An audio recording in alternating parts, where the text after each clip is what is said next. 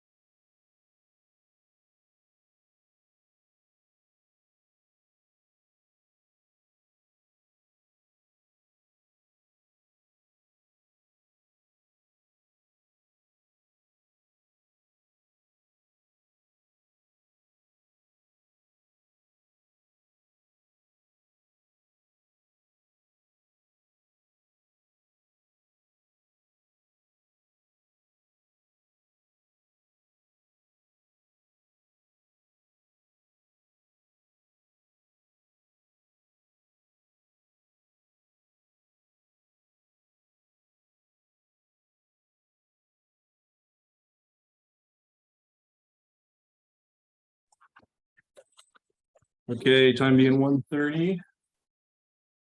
I will call this meeting to order. Welcome, everybody. Can you hear me on the phone? Yes, we can. Perfect. All right. So, member agencies, we've got here in attendance in the room with me. Miguel is here from the city of Modesto, Mike Pitcock from the city of Waterford, me from OID, and Gordon from MID. So we've got a quorum, which is reassuring. So we'll move right on to business from the public. Yeah, I should have to gavel this in. So interested persons are welcome at this time to introduce any topic within the agency's jurisdiction.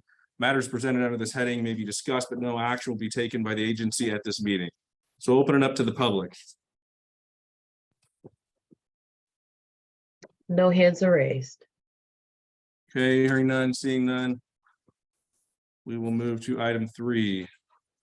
So this is approval of the November 9th and the January 11th meeting minutes. Of note, the January 11th meeting, we didn't have a quorum because we didn't have enough in-person attendees. One correction I would propose to make on the January 11th minutes is just to differentiate the fact that Christy and Miguel were both attending via Zoom, and then Gordon and I were here in person. But outside of that, I would propose moving forward, and I will entertain a motion to approve those minutes with that one caveat. Make a motion. Motion by Miguel, second by Gordon. Thank you. All those in favor signify by saying aye. Aye. Aye. Motion approved. Thank you very much. Okay, item number 4, election of a chairman and a vice chairman. So in accordance with our MOU, we are supposed to be taking action at the first meeting of the year. We didn't have a quorum last meeting, wasn't on the agenda anyway, but we didn't have a quorum last meeting. Right now, I'm the chair. Are you the vice chair currently, or I'm not? Okay, okay. So I'm happy to pass that torch to anybody who would like to take it from me. I'd like to make a motion that the chairman, Eric Thorman, continue as chair. I thought that would happen. Okay. And the vice chair? I recommend Gordon. Okay. Second. Okay, perfect. I just want to, I probably will be transitioning to have Jesse take my place on the GSA, only because meeting conflicts with another standing meeting I have that I need to be at. So I can still attend, but probably not in person. Okay. So that's why I'd like to maybe recommend that if my team is involved, that Jesse Franco be a vice. Yeah, you okay with that, Mike? Yes. And you're good with that? Yes. Okay. And hopefully Jesse's up here.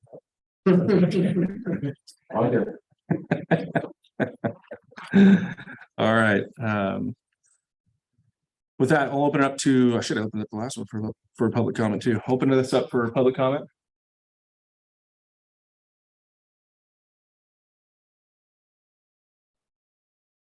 Okay. All those in favor signify by saying aye. Aye. Any opposed? All right, motion carries. Thank you. All right, moving right along to item number 5. This is the 2023 annual report. It's due first of the next month, 1st of April, I believe. So Woodard and Curran and Todd are going to, they prepared a presentation that was attached to the agenda, and they will be presenting on that now. So I think I'll hand it over to Liz. Okay, thanks, Eric. And thank you all for attending today. I'm going to share my screen so you can see the presentation that we put together. Okay, just this a little bit bigger. Okay, yeah, as Eric indicated, we are going to be talking today about the GSP annual report. It is due to GWR on April 1st, and we provided a draft of this to the GSA last week. So the agenda is, I'll first start talking about the reporting period and timing for this annual report. And then I'm going to pass the baton off to Dominic at Woodard and Curran. And he's going to be talking about the model development and draft results of that. And then he's going to pass back to us, and we'll be talking about some additional draft results, including sustainable management criteria and hydrographs, the groundwater elevation contour maps, water quality analysis, and subsidence. And then we'll end by talking about GSP implementation progress and go over the schedule. So the reporting period and timing. So this is the second annual report. It's for the reporting period of water year 2022, which is from October 2021 through September 2022. The GSP, as you know, was adopted in January 2022. And so this reporting period includes the first GSP monitoring event that was conducted, which was conducted in the spring of 2022. This report is being used to update the model from water year 2021 to water year 2022. We're also going to present the first annual water quality analysis. And we're going to also talk about groundwater conditions during this water year as the dry period persists. DWR has not published the water year type for water year 2022 yet, but they anticipate that it's going to be another critical year. So this was another very dry year for the subbasin. So with that, I'm just going to stop share and hand over the baton to Dominic. Good afternoon, everyone, and thank you, Liz, for that introduction. If you just give me one moment, I will share our presentation content and we can get on our way. Hey, Jennifer, real quick before Donna goes, Michael Renfro from the city of Oakdale joined us as well. So we'll put that on record, please. Thank you. Okay, well, with that, we'll get started. So as Liz mentioned, we are in the midst of preparing our 2022 annual report to DWR on kind of the status of the basin. And so effectively what I'd like to discuss today is an update to the existing integrated groundwater model and really kind of go through the modeling and then how that modeling can support your development of your annual report. So overall, we have a couple of predominant goals when it comes to updating the model through this past year. First of all, our goal is to provide water budgets to assist in the management of the basin.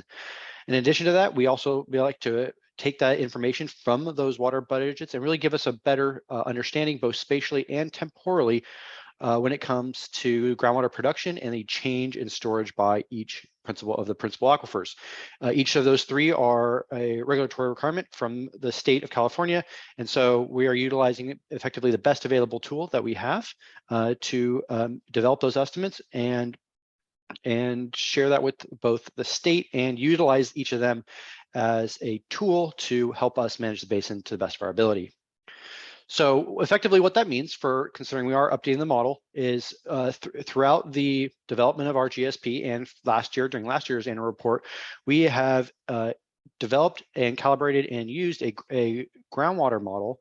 And so what we are doing for this annual update is effectively extending this time series with the best available data from each of the local agencies and some other publicly available data.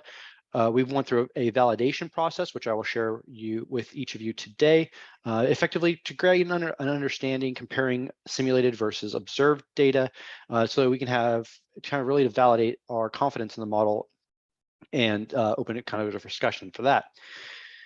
In addition to that, as a update, we are just wanting to kind of make the asterisk that we're not adjusting any model parameters or any structural refinements. We are at this stage, we are simply extending the time period so that we can have a better understanding throughout basically bringing us to today. So if we want to take a look at what that means, first step is to basically collect data. And so what we've done is we have looked at a combination of state, federal, and other resources, and predominantly those other resources are going to be direct information and data from the local agencies here within the Modesto Subbasin. And so before we diving into the local data that we're using to understand the kind of get a big picture, the idea is that we're going to take a look at precipitation, evapotranspiration to be our predominantly capture the hydrology impacts for this past year. We're using the state's Department of Water Resources puts land use data, that really controls much of our demand, particularly on the agricultural side of things, brings our demand of groundwater into the basin. And then we're using a combination of riparian deliveries, stream flows, groundwater levels, all that are using a combination of from the state of California and the US federal government. When it comes to local information, this is really where we focus in on operations. And so from both an agricultural and an urban operational perspective, our goal is to coordinate with each of the local agencies and be able to quantify surface water operations, which includes farm gate deliveries, diversions, recharge estimates, and spills, basically everything that is associated with the day-to-day operations of supplying water to each of the growers and the municipalities within the Modesto subbasin. And then from the urban side of things, we have coordinated with each of our municipalities and to collect data such as population, recycled water availability, groundwater production, and then just obviously the cross-check of urban surface water treatment and delivery between Modesto and MID. So if we want to go through a quick breakdown of each of those data sets, and so really kind of to help you gain an understanding of what it is that what we can learn about the basin over the past year. And so we're going to kick that off with looking at precipitation. It's a good spot to start with any aspect of the water cycle. And so overall, we can see if we kind of compare the 2022 water year and look at the precipitation within the basin, we can see there's about 11.41 inches of water that is precipitated directly on the basin. You can see there's a little bit of a heat map here on the left-hand side, kind of gives you an aspect of that as we expect. And in most years, we see a little bit higher degrees of precipitation, both to the north and within the foothills, as we do towards the center of the Central Valley near the San Joaquin River. Overall, this was you can see here that this was a kind of below average year when it comes to the precipitation within the basin, although we do want to add the caveat, because we are such a surface water dependent basin as far as our operations and our sustainability, that this year, while it's not finalized, the Department of Water Resources has instituted a temporary, preliminary, that's what I was looking for, preliminary identification that the water year index for 2022 is a critically dry year. And so particularly as I go through the next slides, we're looking at our operations. I just want to make sure that we keep that in mind, that this year we had great cutbacks in our surface water sources, and particularly just simply due to the availability of water. And we can see that again here on the left-hand side. If we look at the temporal aspects here, again, 2022, you can see is significantly below the average when it comes to our in-basin precipitation. On the other hand, if we take a look at temperature, we can see that overall temperature does continue to increase over time. We took this information from 4 predominant SIMA stations for the modeling itself, because we do share a model with the Turlock subbasin, but particularly within the Modesto subbasin, there are 2 SIMA stations that provide both temperature and estimates to evapotranspiration, or reference ET, within the Modesto subbasin. And so that's really what we're relying on to estimate both temperature and this next slide I have here, which is evapotranspiration, which also governs the vast majority of our agricultural water demand. Overall, we can see that the ET consistent with the increases in temperature. We're expecting our reference evapotranspiration to increase over time throughout this approximately 30-year historical period, and particularly in the 2022 water year, which is what this annual report is focused on, we see continued increases in ET per unit area. In addition to that, we also compiled a combination of stream flow data and groundwater information. Again, these are from some of the state and federal sources. And what these are doing is both the controls the inflow into the basin along the Stanislaus, Tuolumne, and the San Joaquin River, as well as gives us a few points here downstream to really to kind of gauge and help validate our understanding of the model, the basin, and really add that aspect to make sure that we are simulating similarly, and then what model is well calibrated, that we're simulating near observed levels. In addition to ET, the other factor that predominantly targets and explains really what our operational demand particularly from an agriculture, but also from an urban perspective, is land use. And so overall, we can see that there's about 250,000 acres of land within the Modesto subbasin, with approximately 100,000 of that being between urban and native. And so overall, we see about 150,000 acre feet of agricultural land use. And this is kind of a continued trend. We see some continued agricultural expansion comparatively to the historical trends. And so this is the full historical period that we've looked at in the model beginning in 1990 that we evaluated as our historical period in the GSP, all the way effectively to this year. We can see kind of very consistent growth in our overall agricultural land use. So now that we take a pause and after we've looking at the supply side, or sorry, of the demand side of things, now we'd like to kind of move into giving you a quick update about our water supply in the basin. And so to kick that off, I'm going to focus in on the surface water operations. Effectively, Modesto subbasin really has what I consider three primary sources of surface water supply. We have Modesto and Oakdale irrigation districts. And in addition to that, there is also a riparian diverters along, particularly on the western part of the basin, along each of the three major rivers. And so for each of these different entities, Modesto Irrigation District and Oakdale Irrigation District both have provided, for the benefit of this report, their surface water deliveries, their overall canal and estimates for their canal reservoir recharge, and overall diversions.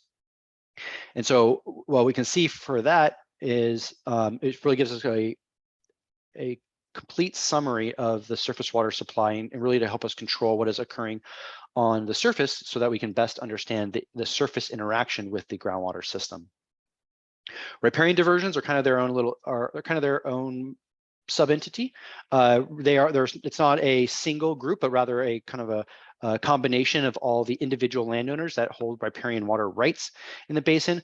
Unfortunately, there's not a lot of publicly available data, so we're really basing a lot of our estimates of surface water availability and water use. Is the state board maintains a website called eRIMS that provides estimates based on those riparian water rights, and that is what the surface water data you will see from our riparian use is based on.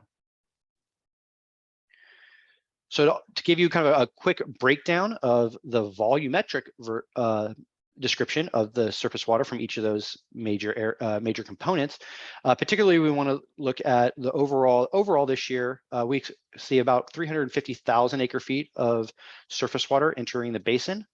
Of that, the majority of it is sent directly to used for farm deliveries to meet agricultural demand. But in addition to that, we do have it broken down further in a combination of the conveyance recharge, which you'll see in some of each of the lighter colors here. Predominantly, the only other note I feel like that's particularly worth mentioning on this slide is you'll notice that MID's conveyance recharge seems a little bit proportioned to their water delivered. It's a little bit higher than what we have for Oakdale, and that is predominantly because of Modesto Reservoir. So as opposed to Oakdale, whose conveyance recharge is predominantly limited to the canal system itself, Modesto Irrigation District also has the Modesto Reservoir recharge combined in this case with their canal recharge. So overall, you can see that the basin has about 350,000 acre feet of surface water. Then when we want to take a look at our overall groundwater operations, what I show you here on this left-hand side is a combination of all the major entities and major and water purveyors within the Modesto subbasin. So we have a combination of the two agricultural agencies that we just spoke about their surface water supply, but in addition to that, we also have the 4 cities within the basin. Each of these 6 agencies have supplied water data for the 2022 annual update. And so effectively what we have is a monthly distribution of groundwater production at each of these individual wells within the basin. And so that really helps us focus and understand on how much groundwater use there is on an agency side of things to help. That way we can also then kind of effectively calculate the overall water supply from the private groundwater production. So similar to the other couple slides we've shown, overall we can see the agency and urban pumping in kind of our volumetric time series here. Particularly the thing I wanted to bring to your attention is as we focus in on 2021, 2022, as I mentioned earlier on when we were discussing precipitation is that both of these years are critically dry years. Because of that, our surface water availability is reduced, and that is supplemented by groundwater production. That's certainly something we can see here, that one of the primary reasons that Modesto Irrigation District has higher agency-based groundwater pumping in the past 2 years as compared to its long-term average when surface water is more available. On the other hand, when it comes to our urban groundwater production, most of this is going to be driven predominantly by population, although there is a culmination or a combination of associated with the per person water use and general groundwater conservation efforts. And so that's particularly one of the things you can kind of see here in this trend. If we look at the kind of the long-term aspects, you can see that in approximately the mid-2000s, most of our municipalities went through a major effort to reduce their overall per person water use. And so you see a little bit of a cutback in their overall pumping compared to this peak here in the mid-2000s. But again, at a certain point, a lot of the conservation efforts begin to be outpaced by increases up in population. And that's why over the past, let's say 5 to 10 years or so, we can see general and slight increases in groundwater production from an urban perspective. So I know that was a lot. That was effectively a kind of a quick summary of a lot of the input data from this, from our update of the model. My next goal is to really go through what is the model telling us? What are some of the results as we look at the output of that data? So first and foremost. Can I stop you real quick, Dominic? Absolutely.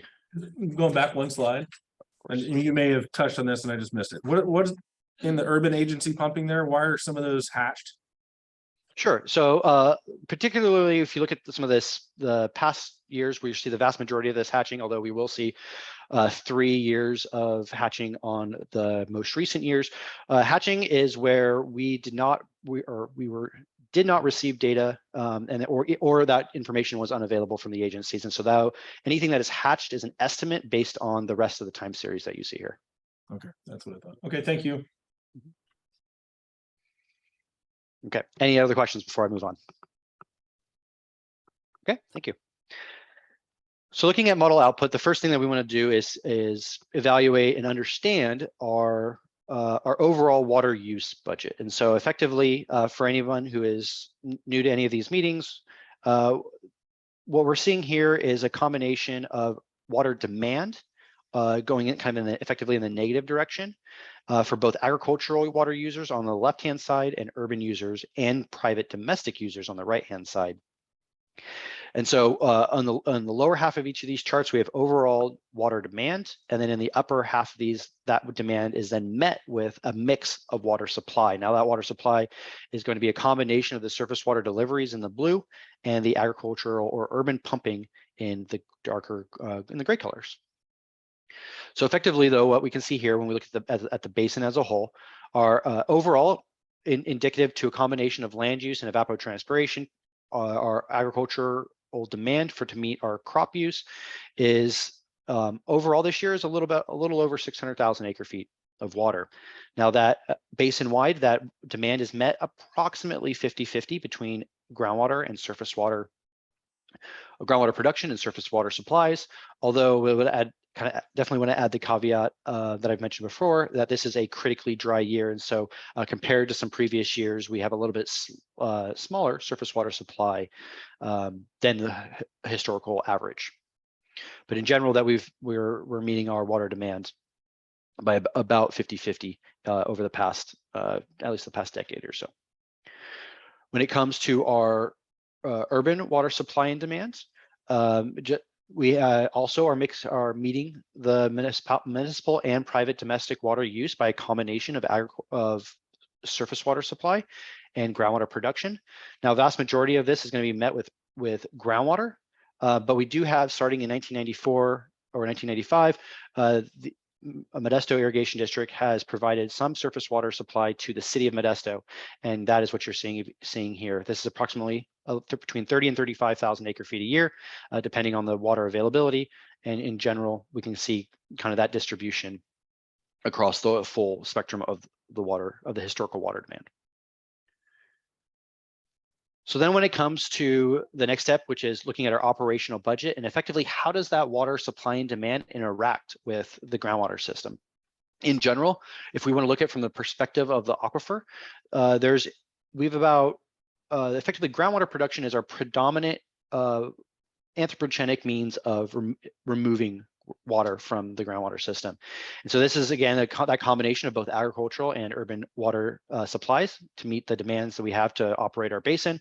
So in general, we can see that our overall pumping has been increasing throughout the historical period. And again, if we want to just kind of really focus in on operations in the past 5 to 8 years or so, what I would consider post-drought and post the passing of STRGBA, we can see that we have increased over the past few years, particularly in the 2021-2022 timeframe, again, because of the critically dry year. And so we've had to rely more on groundwater than we have our surface water supplies within the basin. That groundwater is then offset generally between a combination of deep percolation and our canal and reservoir recharge. In general, you can see that our canal and reservoir recharge is fairly consistent over the full operational period, and that is in line with conveyance losses from both of the districts. And when it comes to deep percolation, what you're actually going to see here is a combination of two things. We have declining deep percolation, and one of those major components are going to be simply due to the availability of precipitation within the basin. So this is both percolation of agricultural and urban applied waters, but in addition to that, it's also the kind of the natural percolation of precipitation within the basin. And so in general, again, this being a critically dry year, we see a little bit less percolation than we would normal.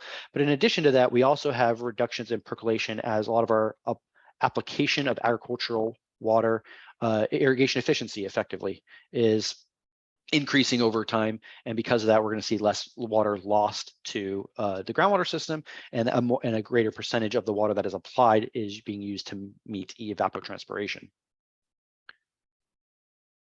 On the right-hand side of this figure, right-hand figure of this slide, what you're going to see is kind of effectively the net, what we consider the net recharge. It's really the balance of the figure that you're seeing here on the right. And that overall, what we can see here is that the basin, particularly in the past 15 to 20 years, the basin has been a net extractor from the aquifer system, as opposed to some of the earlier years within the historical period where you can see that in general, we were a net contributor to the groundwater system. Particularly, similarly with some of the other trends we've discussed, in drier years, whether that is the 2014-2015 drought, or whether it is in our most recent critical years, 2021 and 2022, we can see these are the periods where we have the greatest net extractant, right? Our greatest reliance on the aquifer system. And again, that's simply due to the balance of our surface and groundwater supply. So the next step is to take a look at really where is that pumping occurring, because this is going to have a major impact in the general groundwater flow dynamics, right? So the past couple of slides, we've talked about really our operational water use, which is kind of the impacts of predominantly percolation, recharge, and pumping. But if we're going to be able to understand a lot of the flow components and the flow dynamics associated with our stream and aquifer interaction, subsurface flows, it's important to know where each of those operational impacts are occurring. And so what we can see here is a breakdown of the approximate 364,000 acre feet of groundwater production that's occurred in the past year. Give us a spatial understanding of where that water is being extracted from the aquifer system. So this is a breakdown, is effectively similar to what we've observed in previous years, and it is also what we kind of expect as a basin and as a GSA as a whole. So first, we notice that generally in agricultural areas, we would expect higher groundwater production rather than compared to our urban and native areas. That's predominantly can be seen here, where our largest urban area is going to be the city of Modesto. It's kind of particularly apparent where we see reduced groundwater production within the city itself, although some of the city's larger wells are kind of located here on the southern section and that's why you'll see a little bit slightly darker sections there. But in general, most of our municipalities, whether that's Modesto, Riverbank, you see it a little bit, same with Oakdale and Waterford, we'll see a slightly less pumping than our agricultural areas. Similarly, with the native on the far eastern corner of the basin, we see very little pumping, and that also makes sense because there's very little demand out in that area. Compared to if we want to dive a little bit deeper and start looking into the distribution across the agricultural areas within the basin, really a couple of major components we can see here is that Oakdale Irrigation District as being a predominant a net contributor to the overall system and the availability of their surface water supply. We see that as being a little bit generally a little bit less pumping overall than the rest of the basin. This is comparatively to the other areas on the eastern sections of the basin where the surface water is not as available to meet their water supply. And so we'll see a lot more groundwater production in this eastern category over here. Similarly, when it comes to Modesto Irrigation District and their operations there, predominantly we also see a much greater mix of areas with high and low groundwater production. This is going to be a combination of the distribution of surface water supply combined with the land use within the area. And so we've seen continued expansion and changing in cropping patterns and mixes throughout Modesto Irrigation District. And so because of that, we've seen we see variability associated with the surface distribution, the distribution of pumping and surface water supplies. But in addition to that, we also know, as I kind of keep referring to, the critically dry year and the water supply available to Modesto Irrigation District was hit a little bit harder by the availability of surface water comparatively to neighbors in Oakdale. And so because of that, we see a little bit for more groundwater production throughout the main area of MID as well. So then when it comes to kind of the overall balance of the groundwater budget, initially what this does, or effectively what this does, is it combines the operational water budget that I showed a couple slides ago with our pumping, surface water, our pumping, our deep percolation, and our conveyance recharge. This actually combines that with some of the other flow dynamics that we have as far as the gain from the stream system, which you see in this kind of bluish color here. And what we can see comparatively to the long-term trends is that in general, we are net receiving water from our stream systems. We're effectively having slightly increased depletions due to the water year type and the water availability.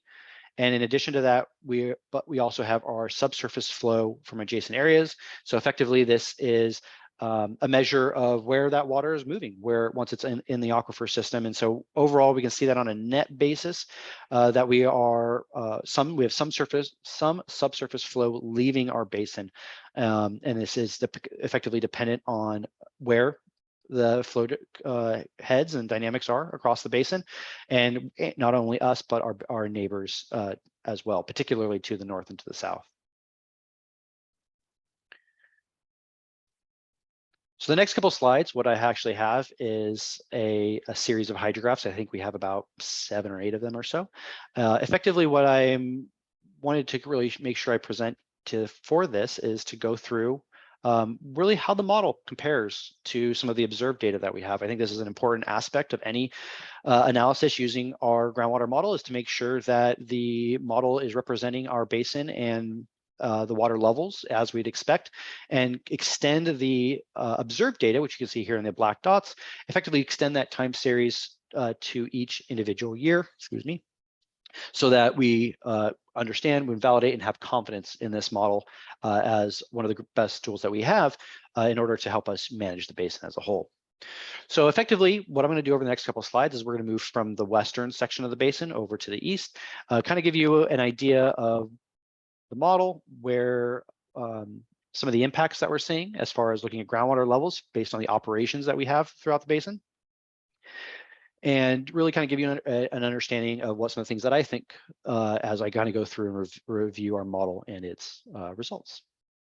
So first and foremost, kind of if we want to start in this kind of southwestern corner of the basin here, we can see at this monitoring well that overall the model and the observed data track fairly well, particularly on each of these slides, if I can draw your attention particularly to the last tail end of the model simulation period, because a lot of our reporting to DWR, particularly when it comes to things like change in storage in our groundwater budget, is really going to be focused in on kind of that last year and the impacts that our operations have had on the basin.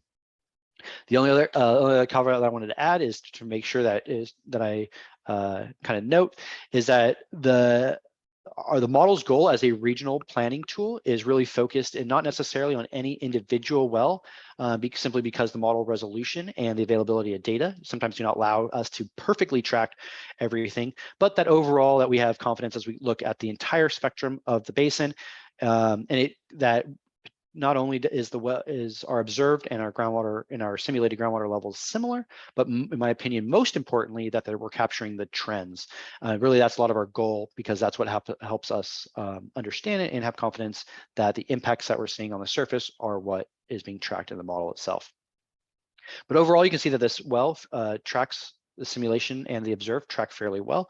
We're only a couple of feet off, and we do see similar trends. We see slight declines over the past few years, particularly 2022, in both the observed and the simulated data. Continuing our tour of the basin around a little bit further, moving from adjacent to the kind of the confluence of the Tuolumne and the San Joaquin Rivers, moving a little bit further to the west, kind of nearing the city of Modesto, we see the same, kind of the same story to be told, really. In general, we're tracking the simulated and observed data is tracking fairly well, with some general decline being observed in both data sets. Similarly, when it comes, if we move a little bit further north, we see particularly a similar tracking. Now, this is certainly an area where the observed and the simulated does show some variance. But again, as I mentioned earlier, really most of our goal as we report through each of these each year is to make sure that we're matching the trends. And so a couple of the big trends that we can see here is that during the 2013 to 2015 drought, the model tracks both the simulated and the observed, kind of track the general impacts of that climate and that hydrology. And in addition, we see a little bit of a bounce through the 2017 through 2020. And then in the past 2 years, we see a little bit of a continued decline as well. And again, due to the critical year and water availability associated with that. Moving even further, a little bit further to the east, but still staying kind of within the MID, City of Modesto area. Again, the kind of the same general trends. We see declines in the 2015 drought, as well as the most recent 2 critical years, with a little bit of a kind of a bounce in between with some groundwater recovery. Consistent story with this well as well. When we come up here closer to the Stanislaus River, the model is again tracking the observed data fairly well, and with some variance, particularly in some of the older years we have, about 20 years ago or so. But as we're particularly focusing on some of the more recent simulation period, that we see that we track the model and the observed data also tracks well. Down to the Tuolumne River, but kind of staying in the Central Basin, again, this kind of same thing. As we move further to the east, again, you see the same idea that in general, we're tracking our groundwater levels and our simulated data. So overall, a lot of this, both this slide and several of the others, really, it kind of helps me at least build confidence in that our groundwater budget is displaying, and our change in storage is really kind of displaying what we anticipated it being. So then again, moving a little bit further to the east, as well as moving to the north and looking kind of pseudo adjacent to the Oakdale area. Again, we see the same long-term trends. Unfortunately, when it comes to the 2022 water year, we see a little bit of divergence, but I comparatively to a lot of the other wells here, I think this is predominantly a resolution of the model, often because a lot of the other wells around it are also capturing the same trend. But I did want to kind of add the caveat that and show you this as a expectation related to the resolution of data, resolution of the model, that in general, I'm very confident with the tracking of the regional model condition or regional conditions with the model, but that not every well is perfect. And so certainly want to make sure I include that as well. And similarly, as we start getting to the furthest eastern sections of the basin, this kind of wanted to make sure we show a couple wells, particularly ones that have experienced high levels of decline over the past 20 years or so. And really as one of the wells in the basin with the greatest differential over that time, to make sure that the model can handle those larger declines in water levels as well, and make sure that to validate the model as being able to respond to large scale reductions in groundwater pumping and groundwater storage. So then once we've gone through and validated and have kind of the confidence that the model is responding to the conditions on the surface as we would anticipate, really like kind of the final keystone item that the model provides to the annual report that we'll eventually be giving to the Department of Water Resources is to take a look at the overall change in storage and understand the spatial distribution of that.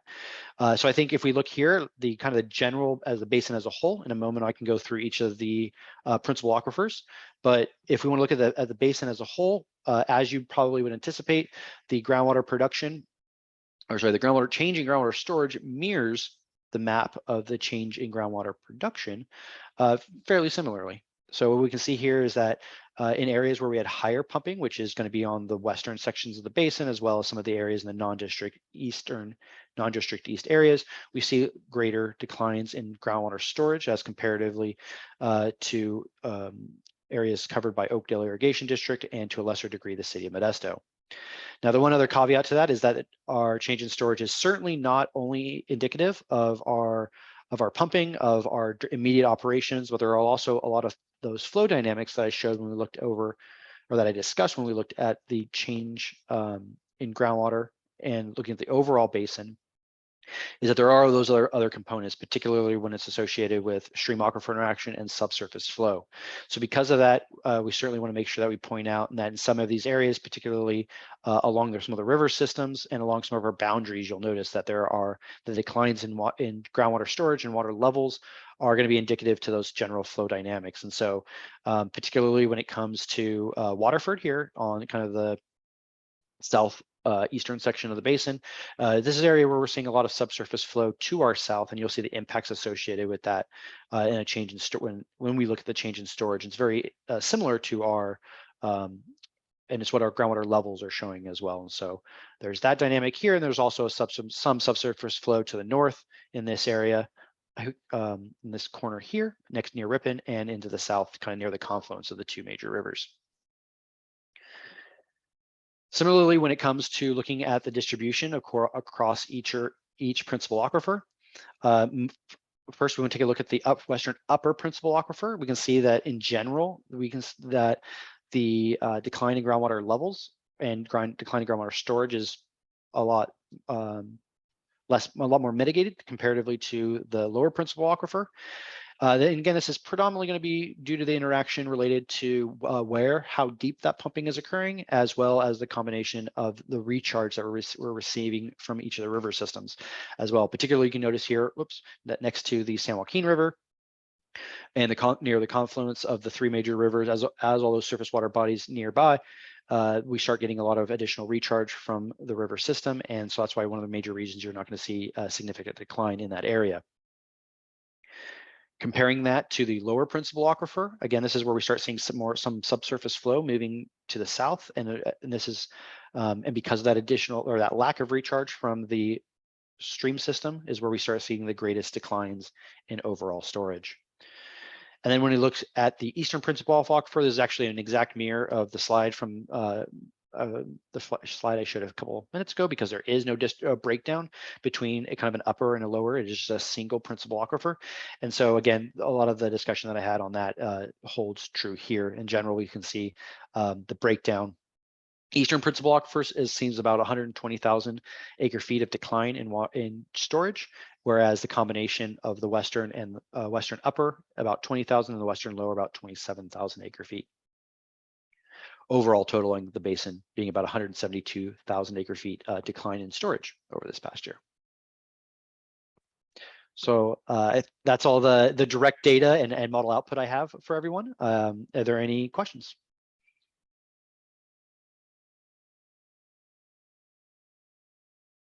Excellent. Well, then thank you for your time. I'll pass it back to Liz. Data. Sounds like there's some data that we have missing from what we're thinking. Thank you, great. Dominic. So I'm going to share my screen and continue the presentation that I started with.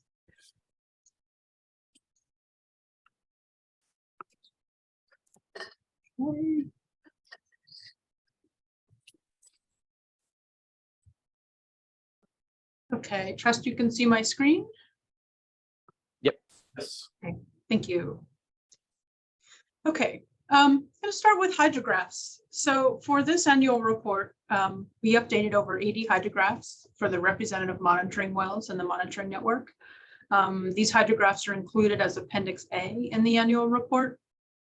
And as we have said before, water year 2021 was critically dry, and these dry conditions persisted in water year 2022.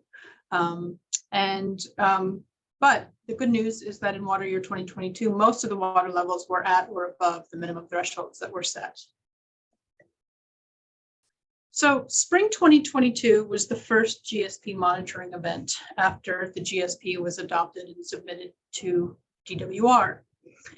During this monitoring event, groundwater elevations were measured in about 58 representative monitoring wells.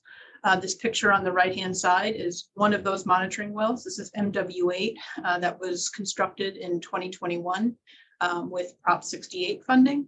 And this well is located along Warnerville Road in the Eastern Subbasin. During the spring event, most of the water levels were measured in February. There were 4 USGS wells that are part of our monitoring network that were measured for the first time in over 10 years. And this is thanks to an access agreement that the GSA got from USGS, allowing them to access those wells. USGS initially constructed these wells for a study they did, and they've basically been sitting there dormant. And so the GSA got permission from USGS to access those wells, which is incredibly helpful because they're dedicated monitoring wells and they were constructed well because they were constructed by the USGS. And so they provide very valuable information. So we are happy to see this. There were 3 representative monitoring wells that were not measured during the spring event because of casing obstructions. Those three wells were Wood, Cavil, and Quisenberry. It's our understanding that Wood and Cavil, the obstructions have been cleared since this event, but Quisenberry is still obstructed. And so the GSA is currently looking to replace this well in the monitoring network with another nearby well. So the hydrographs that are in the annual report were updated through the spring event, and the water levels were compared to the sustainable management criteria. So minimum thresholds. For the chronic lowering of water levels monitoring network, water levels during the spring event were above the minimum threshold in 47 wells, below the minimum threshold in 11 wells. So about 19% of the measured wells were below the MT. 3 wells were not measured, as I said before. For interconnected surface water, 16 of the wells had water levels that were above the MT, 3 were below, and so 16% were below, and 1 well was not measured. That was Quisenberry. Interim milestones. So when the GSP was developed, MT exceedances were anticipated. Dry conditions continued through water year 2022. Water level declines continued in the Eastern representative monitoring wells. And so these interim milestones, which were developed for all of the representative monitoring wells in both the OID management area and the non-district east management area, are just sort of a recognition that projects and management actions will take time to be implemented and then to support the minimum threshold water levels. So these significant declining trends in water levels were expected to continue. And so the interim milestones that were developed were for 2027, and they were below the minimum thresholds for some of the wells. So this basically allows the water levels to dip below the MT during the first 5 years of GSP implementation. So the good news is that in the spring 2022 event, there were no IM exceedances. In the chronic lowering of water levels monitoring network, there were 14 wells with IMs, and all water levels were above those IMs. Similar for interconnected surface water, there were 5 wells with IMs, and all of the water levels were above those IMs. So that's good news. We also put together these maps that compare the water levels in the spring to the minimum thresholds. This is the map for the Western Upper Principal Aquifer Monitoring Network. There are a total of 17 wells in this monitoring network. And on these maps, you'll see a series of them.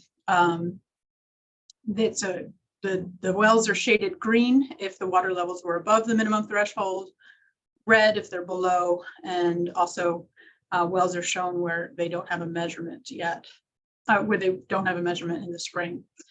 So in the Western Upper Principal Aquifer, all of the wells, all the water levels at all the wells were above the MTs. None of these wells have IMs. In general, water levels in the Western Upper Principal Aquifer are pretty stable. And so I'm going to show you a couple hydrographs similar to the hydrographs that Dominic went through.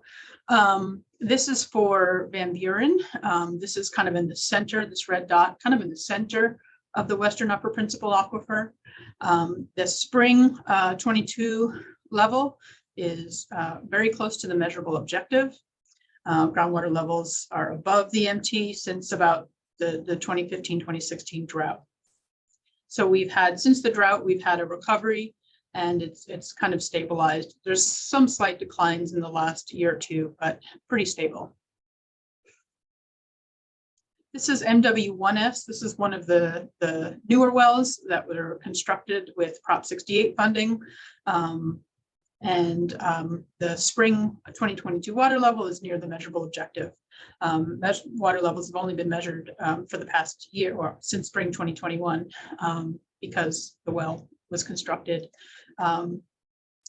early in 2021. This map is for the Western Lower Principal Aquifer, the aquifer below the Corcoran Clay. There are only 5 wells in this monitoring network. And during the spring event, 4 of the wells had water levels that were above the minimum threshold, 1 below. The one that was below is this well here, right near the Tuolumne, MW2D. None of these representative monitoring wells have IMs. And this hydrograph is for that well that was below the MT in the spring, MW2D, right along the Tuolumne. Again, we don't have a lot of data here, but we are below the minimum threshold that was set. We've only have about a year's worth of data at this point, so we'll see what happens in the future. This is another well in the Western Lower Principal Aquifer. This is the USGS well, showing this just so you can see that we have our first measurement in about 10 years right here. You can see there was a flurry of activity, flurry of measurements in the mid 2000s. This is when the USGS was doing their study, and nothing has been, nothing had been measured for about 10 years after their study was done.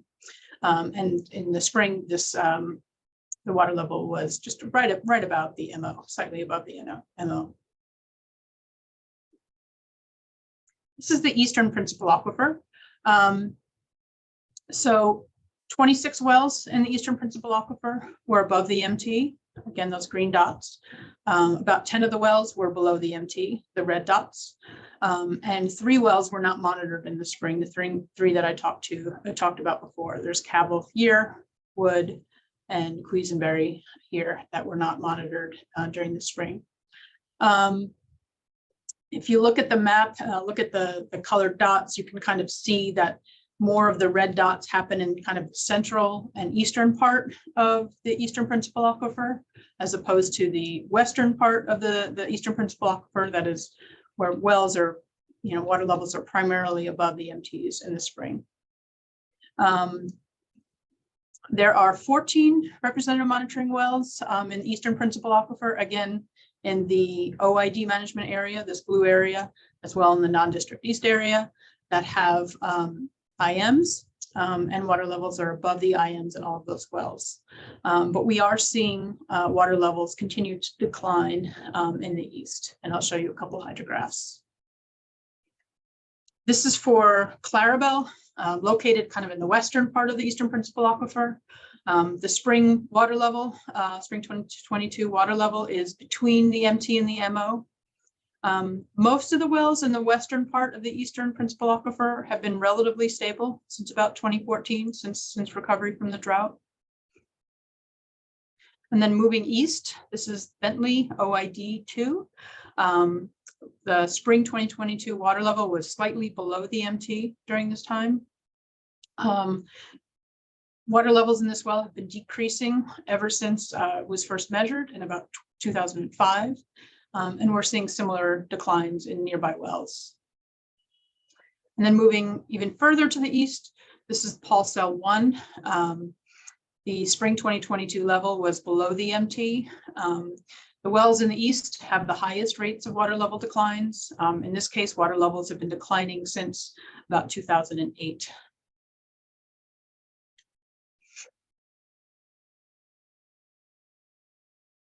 And for the interconnected surface water monitoring network, there are, I think, about 19 wells.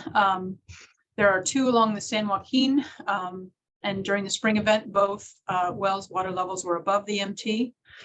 There are 8 wells along the Stanislaus River, and 2 of the 8, these 2 red dots here, were below the MT in spring 2022. And then along the Tuolumne, there are 9 wells, and one of the wells, MW6S, was below the MT and during the spring. And this is a hydrograph of a well that's along the San Joaquin River. The water level is slightly above the MT, but we are seeing recent water level declines that happened during water year 2022 because of the drought conditions. But we are slightly above the MT here. And then along the Stanislaus River, we are slightly below the MT in spring 2022.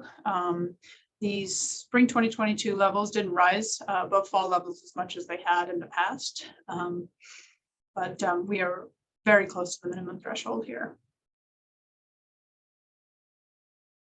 And then along the Tuolumne River, this is Schmidt 227. Water level is slightly above the MT. The fall 2021 level was slightly below, so we bounced back a little bit. And the fall 2021 level was below the MT for the first time. But again, spring it bounced back slightly. So we're slightly above the MT here. So what does this all mean? So to put it in perspective, the spring 22 event was the first GSP monitoring event. Projects and management actions will need time to be implemented. And once they're implemented, there will need to be time for the water levels to be able to respond to those. We're seeing continuing declines from the persistent drought conditions. MT exceedances are expected. But even with this drought, water levels are above the MTs in 81% of the representative monitoring wells. So this is good news. Undesirable results have not been triggered. To reach an undesirable results, it requires a 33% exceedance in 3 consecutive fall events for chronic lowering of groundwater, and between 33 and 50% exceedances in each river in 3 consecutive fall events for interconnected surface water. So the spring event does not even count towards triggering undesirable results, but it's just a good indication of where we are at, because the spring event is supposed to capture the high water levels, whereas the fall is supposed to capture the low water levels in the year. And again, the good news is no wells during the spring event are below the IMs. So moving on, for this annual report, we developed 4 new groundwater elevation contour maps based on data from both representative monitoring wells and Sigma wells. Sigma wells are wells that we identified in the GSP that we recommended the GSAs monitor, but they do not have sustainable management criteria. They do not have MTs and MOs. In each period, fall 2021 and spring 2022, we have 2 maps. One map has data from the Western Upper and Eastern Principal Aquifers, and the second has data from the Western Lower Principal Aquifer.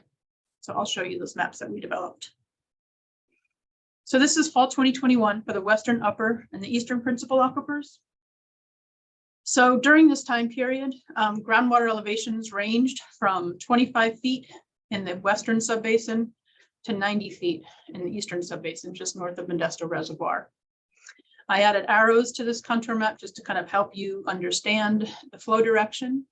In general, flow is towards the central subbasin and then to the west-southwest. There are 2 areas of relatively high groundwater. One is near the Modesto Reservoir. The other is around Oakdale. Groundwater flows kind of to the central of the subbasin and then to the west-northwest from there. There is southerly flow towards the Tuolumne River, kind of in the central and western subbasin. So groundwater is flowing kind of towards the river. And in general, you can see the groundwater gradients, or the space between the groundwater contours, are flatter in the central and western subbasin than they are in the east. So this is the map for the western lower principal aquifer in fall 2021. We have data from 4 wells. They showed very similar water levels. The range was from 34 to 46. We're able to trace two contours that, based on the limited data, show that groundwater kind of in the center is at its highest, and it's flowing in both directions towards the river from there. And we will have more data in the future. And this is the spring 2022 map for the western, upper, and eastern principal aquifers. Overall, the groundwater flow patterns are similar to the fall of 2021. Elevations range from 155 feet in the eastern subbasin from MW9. This is one of the new wells that were installed in 2021. And this was not on the previous map because it wasn't measured in the fall of 2021. So we're seeing a high here, 155. And the lowest elevation is in the western subbasin, similar to the last map at 27 feet. Overall, for the wells that were measured in both fall 2021 and spring 2022, we're seeing an average increase of about 0.8 feet, or close to 1 feet. The highest increases that we're seeing were about 4 feet, and they occurred in the eastern subbasin at MW10, which is right here. And we're also seeing other increases along the Stanislaus River and also in Waterford between fall and spring. This is the map for the western lower principal aquifer in the spring. There are not any contours on this because the data are so consistent, ranges from 31 to 37. There's also another 31 here. So again, not enough variability to even deserve contours here. You know, we recognize that there are kind of gaps in this aquifer, and we are working with the GSA to develop plans for future monitoring wells to help fill these gaps. So at this point, I am going to pass it over to my colleague, Arden Wells. She did a water quality analysis for the annual report and is going to be talking about some of the results. So Arden, would you like me to stop sharing and you want to share, or do you want me to? Can we ask you a couple questions real quick, if we have any? Of course, of Before we course. end it off? Sorry. Sure. You guys have any questions? No. Going back a couple slides, Liz. Uh-huh. I'm looking at the Allen and the Marquise deep wells. So if you look, just looking at the slides where you had the map up and you're showing the MTs there. So the same, Yeah. Those 2 wells are also, they're used for interconnected surface water, and they're used for the eastern principal aquifer monitoring. But in the eastern principal, they don't show as being below the MT, but in the interconnected surface water, they are shown as below the MT. Is that because we have different MTs for those 2? That's exactly right. Scenarios? Yeah, interconnected surface water is a different MT than it is, even though it's the same well. Yes. Yeah, okay. Yes, That's that's okay. exactly right. So Okay. here, yeah, for interconnected surface water, the spring water level is slightly below the MT of 75. I'm not sure if I have the hydrograph handy. I don't think I do. For the eastern, I would need to check offline. Oh no, here it is. So yeah, the MT is 72 for water levels, which is why the water level is above the MT for groundwater levels. Yeah. Yeah. Okay, thank you. Sure. Any other questions before we move on to water quality? None here in the room. Thank you. Okay. So Arden, do you want me to stop sharing and you share, or do you want me to flip through for you? If you could flip through for me, I think that would be best. I'll give you a little thumbs up or signal. Okay. All right, go for it. All right, thanks. So my name's Arden, and I worked on the water quality section for this year and last year's annual reports.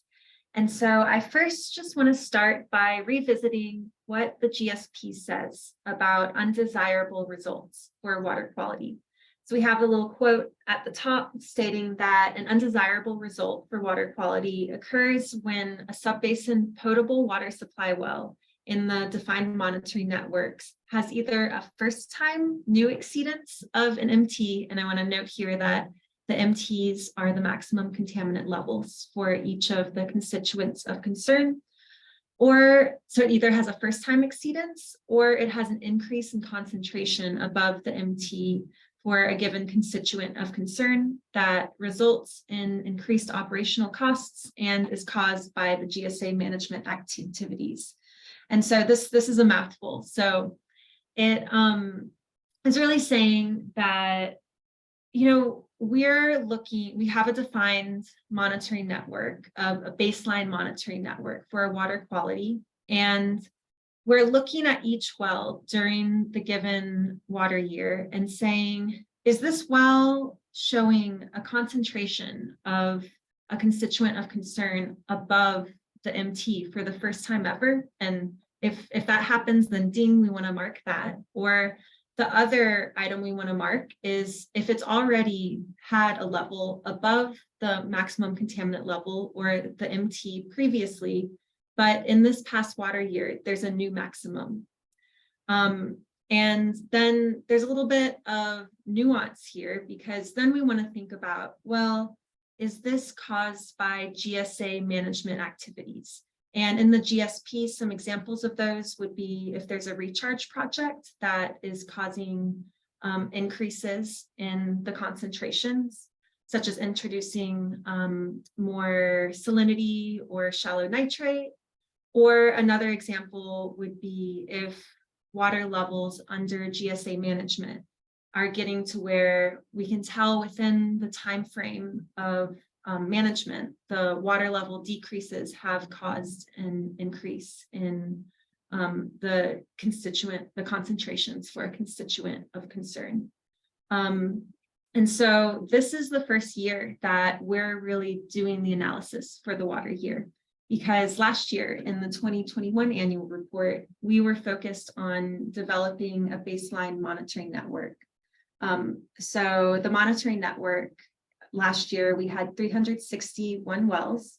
We were looking at 7 constituents of concern. So arsenic, nitrate, uranium, total dissolved solids, 123 TCP, PCE, and DVCP. And for each of those, for the wells that were measured in water year 2021, we looked at, well, what's the maximum concentration for each of these wells that we're looking at these constituents of concern during 91 through water year 2021. And so we marked down that maximum for each of those wells. And then moving forward for each annual report, including this year, we're comparing the water concentrations during the annual report to the maximum concentrations that were recorded for each constituent of concern and each monitoring well for those COCs in water year 2021. So if you want to go to the next slide. So for this year, we collected our water quality data by downloading it from the GAMMA database. And I want to note that both our monitoring network and the water quality data that we collected for this year, it includes both potable water supply wells, so public supply wells as well as domestic wells, and also some monitoring wells at regulated facilities. And so even though we're not really using the monitoring well data to kind of have our marks for wells that we want to investigate for water quality degradation, we still included those in the annual report, just so the GSA can have this overall view of what's going on in the basin in case something does come up related to one of those regulated facilities. So we downloaded the data, And then we compared the data that we have for this past water year to the baseline to look at if there are either any MCL exceedances or there's any increases in the concentrations above the MCLs.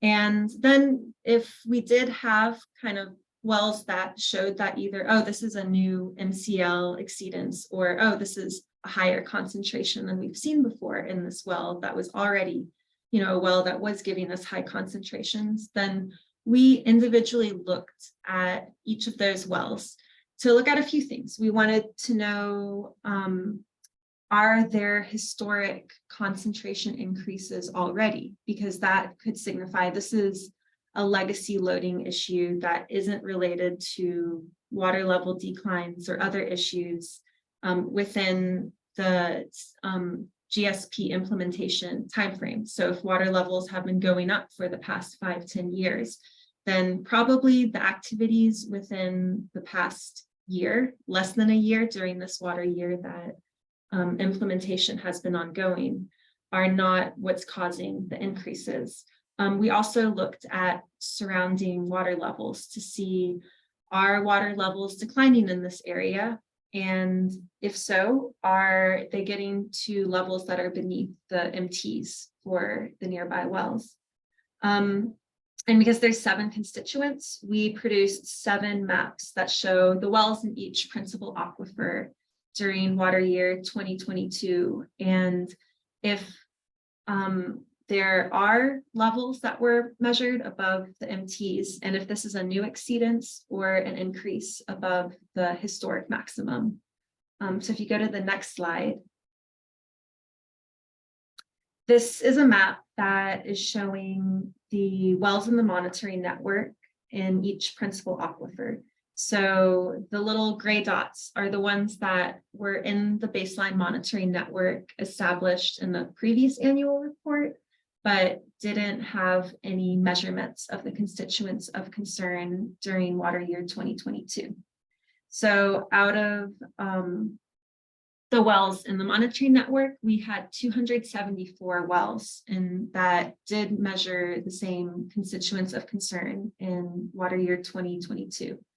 And 160 of those were municipal wells, 18 were domestic, and then 96 were monitoring wells at regulated facilities.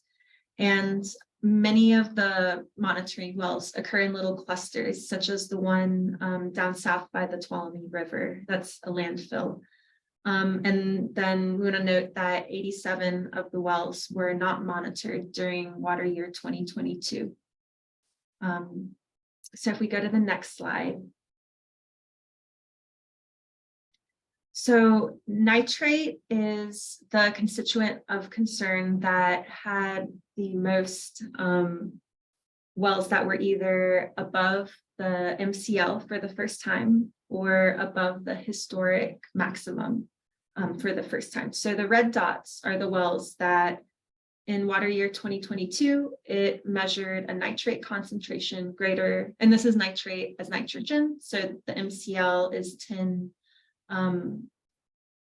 milligrams per liter. So these were the wells that were above that for the first time in 2022. And there were 5 potable water supply wells that recorded first time MCL exceedances during water year 2022. And then the orange dots are the potable or are wells that had a further exceedance of the MCL. So these wells previously were above 10, but in water year 2022, they had a new maximum. And there's 12 wells shown in the figure that are either red or orange, but 11 of those were potable water supply wells. So the orange well shown in the cluster is one of the monitoring wells. And so for each of these 11 potable water supply wells, we looked at their historic concentrations, and we also looked at the water levels nearby. And so 9 of these wells did show that there were increasing nitrate concentrations before GSP implementation. Several of these wells began monitoring in either 2007 or about 2016, 2017. and have been showing steady nitrate increases since that period. There were a couple of wells that did have kind of unexpected spikes or increases in the past water year. And so we did look at the nearby hydrographs from monitoring wells, but the wells were not showing, sudden decreases beneath the MTs. And it's also worth noting that it's difficult to say, in general, it's difficult to say that the water quality is being caused by GSA management, but in particular, because the GSP has only been implemented for less than a year when these water measurements were collected, given that most of them do have historical increases in concentrations, we did not see a clear cause by GSA management activities, though we do want to note that continued monitoring is recommended in the areas where you do see the red and orange wells in these maps. And next we have the map for 123 TCP. Thank you. And so on these maps, you can see we mostly have measurements in the Eastern Principal Aquifer. And there was one potable water supply well recording a first-time MCL exceedance. So that is the one red dot towards the north near the Stanislaus River. Yes, thank you. And then there were 4 potable water supply wells that reported further MCL exceedances. So these previously did have TCP detections over the MCL, but in water year 2022, they had a new maximum. And so similarly, we individually looked at the time concentration plots for these wells. And we also looked at the nearby water levels in our monitoring wells. And we did not see water levels dipping below the MTs, and most of the wells showed previously increasing TCP concentrations that began well before GSP implementation. So I believe that's the last slide on this. And do y'all have any questions about water quality? Hey, Eric, just to let you know, we do have one attendee on Zoom that has a question. Okay, great. I actually just was able to pull that up. Juan, you have a question? It's like you're on mute now.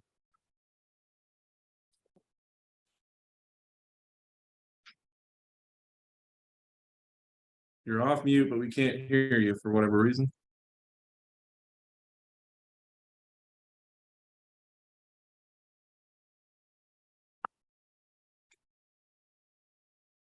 Sorry, Juan, we can't hear you. Okay, we'll have to come back, or maybe you can write in, or you can text Miguel or something with a question here. Any other? Oh, you still not get your hand up again. You think you can? Nope, still can't hear you. There's also a Q&A chat at the bottom that might be useful. Right. Let's see. It's empty right now. So Juan, if you want to type in a question there in the question and answer area, that'd be fine too, another option. Okay, I don't see any other hands raised. Any other questions here? Okay, we can keep moving forward for now then, if you don't mind. Okay, thanks so much, Arden. We have a couple more slides. I know this is a lot of information we have tossed your way, so thank you for hanging in with us. We're almost to the end. Did want to share with you an analysis we did for land subsidence. This is, again, also in our annual report. We downloaded land subsidence data for water year 2022 based on DWR's INSAR vertical displacement data. This is available through the Sigma viewer. And it shows that minor land subsidence is indicated during this water year throughout the subbasin. The color, as you can see, is pretty consistent throughout the subbasin, this light orange color, which is less than half an inch. The maximum value was actually 0.46 inches. So it's minor amounts of land subsidence, and these rates are consistent with what we've seen in the past. And there are some areas where that are gray. There's a one little dot here in the western subbasin. There are a couple blotches in the east, and also along the eastern subbasin boundary, where the vertical displacement data is positive, meaning ground surface elevations rose slightly. But this is also within sort of measurement error of the technology. So this is wanted to kind of share with you all everything that the GSA has done since the GSP was submitted. Just about a year ago, in January 2022. They've done a lot. So since the GSP was submitted, we've had 2 GSP monitoring events. The first one, which was in the spring, which is what we've been talking about during this meeting. And then the second one just happened recently this fall. And that is part of water year 2023 and will be part of next year's report, annual report. The groundwater and elevation data from both of these GSP monitoring events were uploaded to DWR's Sigma portal as required. We are in the process of preparing the second GSP annual report, and public outreach has continued. STRGBA GSA meetings have continued on a regular basis. And in January, we had a non-district East landowner event. This was the first of 3 public meetings hosted by Stanislaus County. To discuss the GSP and projects and management actions with the folks in the non-district East. In November 2022, the landowners formed the Stanislaus East Water Company, representing about 16,000 acres in the non-district East management area.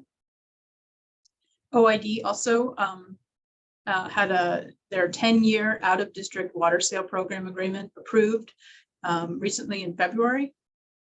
And then in last December, a few months ago, the GSA submitted a round 2 implementation grant application to DWR, requesting about $18.5 million for the proposed OID fall cell lateral expansion project. And according to DWR's website, draft award lists are scheduled to come out in June, so in a few more months. So lastly, just wanted to let you all know where we are with the schedule. We provided the draft report to the GSA last week. We are having our first of 2 GSA meetings right now, and we've requested comments back from the GSA on the 17th, a week from this coming Friday. We have a TAC planning group meeting on the 20th. We will be we'll be making revisions to the annual report and providing the final annual report by the 24th. We have a second GSA meeting on the 29th. And then after that GSA meeting, we will be submitting the annual report to DWR, which is due on April 1st. So that is where we are at. So that is all I've got. Again, thank you so much for hanging in. I know we've showed you a lot of information. So if you have any other questions, please let us know. Okay, so it looks like, so Juan, we have a question typed in from Juan here. This question is, were the nitrate MCLs higher below the core clay or above? Yes. If Liz, could you go back to the nitrate slide? Thank you. So we're seeing the nitrate concentrations mostly in the eastern principal aquifer. So that would be east of the Corcoran clay. And a lot of them were municipal wells, which suggests that they might be slightly deeper than the shallower domestic wells. But there's not the Corcoran clay in the eastern principal aquifer. Thank you.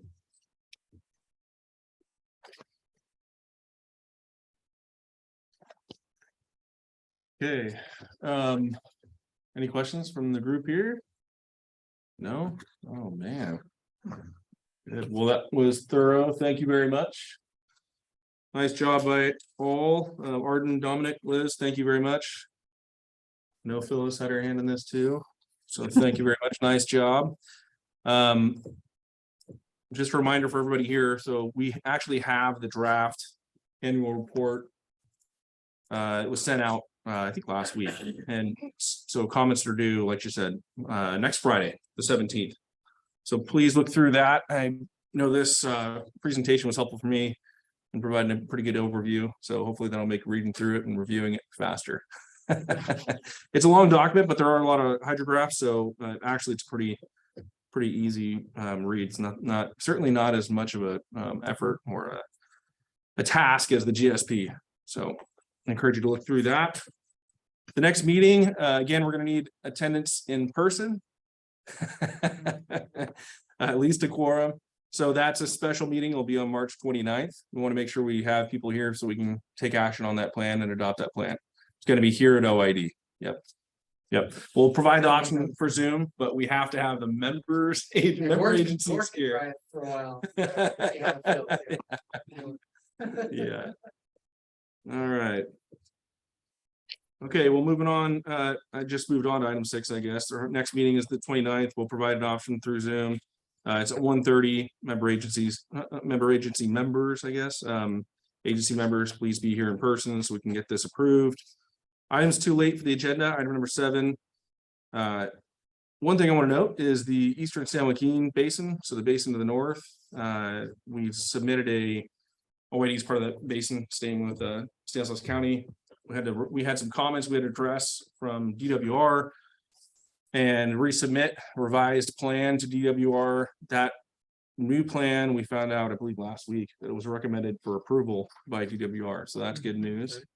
A lot of the things and a lot of the comments that they made in that plan, we had just in time to kind of incorporate into our planning process before we submitted our GSP. So that's good news for us, because it probably means it's a good sign that we may have our plan approved the first time and first go around, which would save us all lots of time and money. So that's really good news.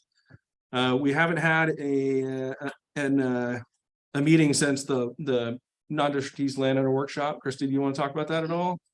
I thought that the event was successful. We had, I think, about 50 attendees in person and online. I thought that the Stanislaus East Mutual Water Company did a very good job engaging some of the landowners in the non-district east. And we had a lot of activities signing up for our Stanislaus County Water Advisory Committee meeting to stay connected and get more information. Yeah.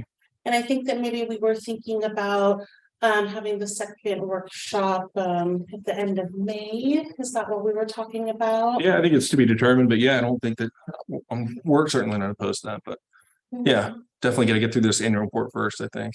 Sure. Yeah. But thanks for all of your help and support organizing that. I think it's a good idea to get everybody thinking about our options early on. As we were saying, we don't want to have to say at the time of the 5-year update that we have to significantly, cut funding that we didn't expect earlier on. So I think that was the main purpose there. Yeah. I thought it went well as well. Talked about just basically made sure everybody was aware of the non-district east overdraft, mainly on the non-district east.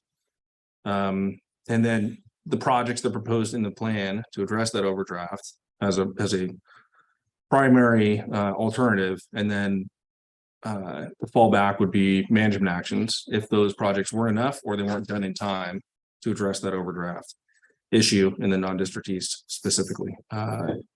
Then we talked a little bit about representation. Julia was there. Julia Frenetta from the Stanislaus East Mutual Water Company was there. She provided a little bit of background on the formation of that group and what they're about, when they meet, costs. So that was good. Christie provides some information. And then I think really the plan next, I think workshop number 2 is really to make everybody aware of the management actions that are being put into place, have been put into place, or currently kind of working on being put in place, and other basins that aren't as fortunate as we are, and having even projects that could close that gap.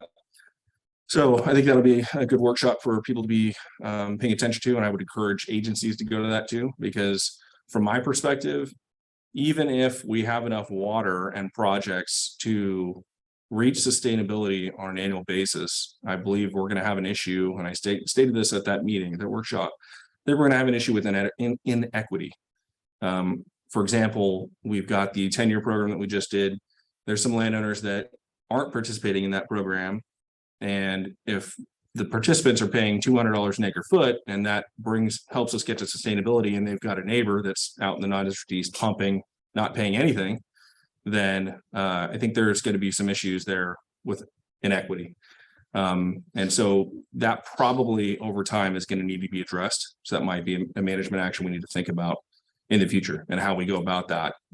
I think we should utilize the information and learn from what other people are doing right now. So in the non-district east, in the east side of the Turlock Basin, they're going through that right now. They had a workshop yesterday. Emily, you were there. I don't know if you attended, Christy. Yeah. So they're kind of going through that right now, and I think they talked about 10% cutback. Right. Yeah. That's what they're looking at, right? Yeah, and they're talking a lot about ET through satellite imagery, and I think they're using, is it Landsat? Land IQ. And there's other agencies, there's other companies that do that sort of thing, but they're using Land IQ, and then they're also doing a pilot to ground truth the data from Land IQ to understand what the demand is of those parcels out in the east side. And I think they're actually doing it across the basin too. And you might know Miguel better than me, but I know Land IQ is they're using Land IQ to understand what that demand is. And then they've got landowners that have volunteered their wells and their well data that have flow meters already to kind of see how close they're getting. So Land IQ is the fallback. I think they're proposing that anybody who wants to put a meter in can put a meter in. They can accept that data as long as it's approved from an installation standpoint, et cetera, et cetera. But that's kind of the approach they're going forward with initially. I think that's the 10% is, I would suspect, I guess, that it's not going to be enough, but it is a nice structure to have. And if the nice thing about them, they're also on the same timeline as us, where their next 5-year update isn't due until 2027. So they're approaching this. They know that they don't have enough water to close their gap on that east side of Turlock. So they're ahead of the game, and that's nice, because if they find that it's not enough, they can just turn that dial and ramp it up pretty easily, because they've already got that structure and that format in place. So again, I encourage people to pay attention to that. The workshop, I think that'll be one of the things we'll probably want to inform them of, in addition to some of the other basins, what's happening in some of the other basins. So keep an eye out for that. Look forward to seeing everybody on the 29th of March. Thank you, everybody else in the public, for attending. I think I missed a couple opportunities for the public to provide input. I apologize for that. Still getting used to being in person here and dealing with the computer in front of us. So if there are any, if there's any public comment, public input, now is another opportunity. We can revisit any of the items on the agenda if you'd like. Saying nothing. All right, anybody else here? All right, no further business, so we will adjourn this meeting. Thank you, everybody.